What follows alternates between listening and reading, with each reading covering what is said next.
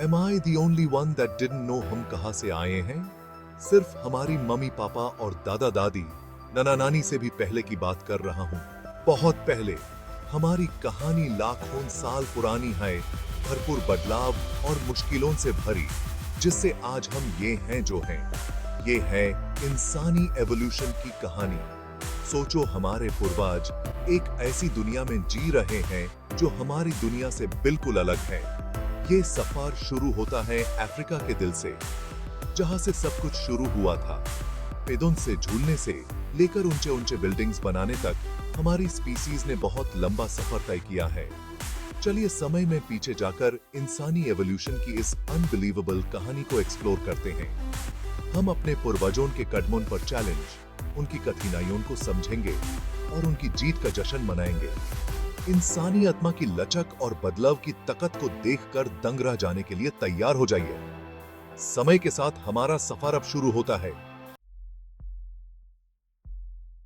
लाखों साल पहले हमारे पूर्वज एक ऐसी लाइफ जीते थे जो हमारी लाइफ से बहुत अलग थी। उनका जीवन एक ऐसे जंगल में था जहां हर कदम पर एक नई चुनौती होती थी। वो ना तो कार्स बनाते थे और ना ही ईमेल्स भेजते थे। उनका जीवन टेक्नोलॉजी से बिल्कुल अलग था। उनके पास ना तो कोई गैजेट्स थे और ना ही कोई मॉडर्न टूल्स।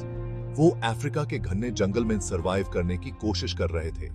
ये जंगल इतने घने थे कि सूरज की रोशनी भी मुश्किल से जमीन तक पहुंचती थी। ये अर्ली ह्यूमंस, जिनको होमिनिड्स कहा जाता है, देखने में काफी हद तक एप्स की तरह थे और अपना ज्यादातर टाइम ट्रीज पर ही बिताते थे। उनके लिए ट्रीज ही उनका घर थे, जहां वो सो सकते थे और प्रेडेटर्स से बच सकते थे।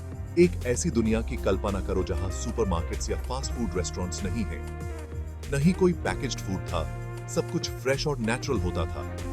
हमारे पूर्वज अपने खाने के लिए पूरी तरह से नेचर पर निर्भर थे। उन्हें हर दिन अपने खाने की तलाश में निकलना पड़ता था और ये काम कभी भी आसान नहीं होता था। उनका खाना मोस्टली फ्रूट्स, नट्स और कभी-कभी इंसेक्ट्स या छोटे एनिमल्स होते थे जिनको वो पकड़ सके। ये सब चीजें उन्हें एनर्जी देती थी जो उन्हें सर्वाइव करने के लिए जरूरी थी। लाइफ आसान नहीं थी, लेकिन उन्होंने अपने आप को अपने एनवायरनमेंट के हिसाब से ढाल लिया। हर दिन एक नई जुंग थी, लेकिन उन्होंने अपने स्किल्स और इंस्टिंक्ट से अपने जीवन को संभाला।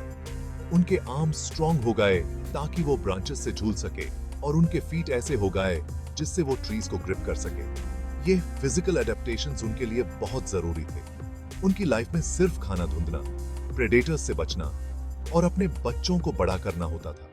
हर दिन सर्वाइवल का एक नया चैलेंज होता था, लेकिन उन्होंने कभी हिम्मत नहीं हारी। उन्हें क्या पता था कि एक दिन उनकी जनरेशंस मून पर चलेगी। ये सोचना भी मुश्किल था कि एक दिन इंसान इतनी तरक्की कर लेगा। जैसे जैसे अर्थ का क्लाइमेट बदला, घने जंगल खुले ग्रासलैंड्स में बदलने लगे। ये बदलाव हमारे पूर्वजों के लिए एक बहुत बड़ी चुनौती थी। वो अब सिर्फ सेफ्टी और खाने के लिए ट्रीज पर निर्भर नहीं रह सकते थे। उन्हें अडेप्ट करना था और उन्होंने अडेप्ट किया। ह्यूमन एवोल्यूशन में एक सबसे इंपॉर्टेंट बदलाव था बाइपेडलिज्म का डेवलपमेंट। दो पैरों पर सीधा चलने की क्षमता। चलने के इस नए तरीके से ओपन ग्रासलैंड्स में कई फायदे हुए। सीधा खड़े होने से हमारे पूर्वज लंबे ग्रास के ऊपर देख सकते थे, जिससे उन्हें प्रेडेटर्स और प्रे को आसानी से देखने में मदद मिलती थी। इससे उनके हैंड्स भी फ्री हो गए, जो बाद में टूल मेकिंग के लिए बहुत इंपॉर्टेंट साबित हुए। बाइपेडलिज्म का ये ट्रांजिशन हमारी एवोल्यूशनरी जर्नी में एक टर्निंग पॉइंट था, जिससे फ्यूचर एडवांसमेंट्स के लिए स्टेज सेट हुआ। फ्यूचर ऑफ द बो।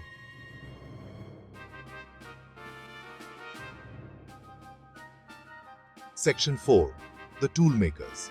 एक ऐसे टाइम की कल्पना करो जब स्मार्टफोन्स, कार्स या आग भी नहीं थी। ये वो समय था जब इंसान ने अभी तक आज के मॉडर्न टूल्स और टेक्नोलॉजी का आविष्कार नहीं किया था। हमारे पूर्वज इस दुनिया में जीते थे और उनका सर्वाइवल उनकी इनोवेट करने और अडेप्ट करने की क्षमता पर निर्भर करता था। उनका जीवन व्यवहार और जीने का तरीका बिल्कुल अलग था और उन्होंने अपने आसपास के एनवायरनमेंट से सीखकर अपने जीवन को सुरक्षित बनाया। अराउंड 2.6 मिलियन ईयर्स अगो एक नया होमिनिड सामने आया, जिससे ह्यूमन हिस्ट्री में हमेशा के लिए याद रखा जाएगा। Homo habilis, the handyman. ये वो प्राणी था जो अपने हाथों से टूल्स बनाने में निपुण था। होमो हैबिलिस, जिनका ब्रेन बड़ा था, ने ये डिस्कवर किया कि वो स्टोन्स को टूल्स में शेप दे सकते हैं।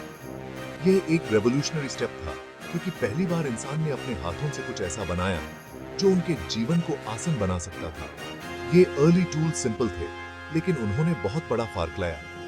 ये टूल्स उनके लिए एक नई दुनिया के दरवाजे खोल रहे थे, जहां सर्वाइवल के नए तरीके और ज्यादा एफिशिएंट हो गए थे।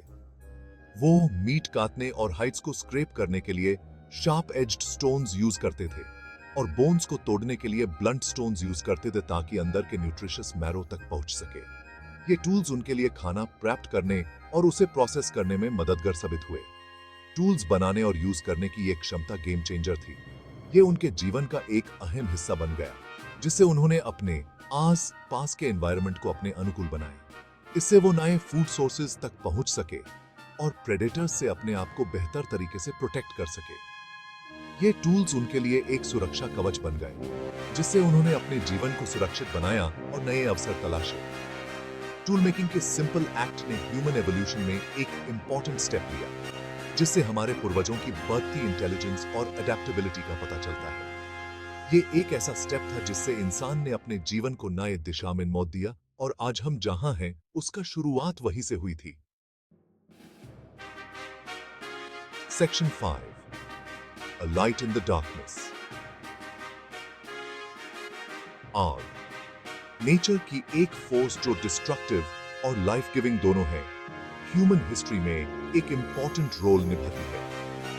ये एक ऐसी शक्ति है जो कभी कभी हमें डराती है और कभी कभी हमें जीने का सहारा देती है। हमारे पूर्वजों के लिए आग को कंट्रोल करना सीखना एक टर्निंग पॉइंट था, जिससे उनके डेवलपमेंट में एक इंपॉर्टेंट लीप फॉरवर्ड आया। ये एक ऐसी डिस्कवरी थी जो उनकी जिंदगी को हमेशा के लिए बदल देने वाली थी। उस डर की कल्पना करो जो उन्होंने वाइल्ड फायर देखकर महसूस की होगी, और बाद में उसी आग की पावर को अपने फायदे के लिए यूज किया होगा। ये एक ऐसा मोमेंट था जो उनकी सोच और समझ को रीडिफाइन कर गया। अराउंड 1.5 मिलियन ईयर्स अगो, होमो इरेक्टस, जो होमो हैबिलिस की जनरेशन थी, ने आग को कंट्रोल करना सीख लिया। ये एक ऐसा अचीवमेंट था जो उनकी सर्वाइवल और प्रोग्रेस के लिए क्रूशल था। इस डिस्कवरी ने उनकी लाइफ को काउंटलेस तरीकों से बदल दिया।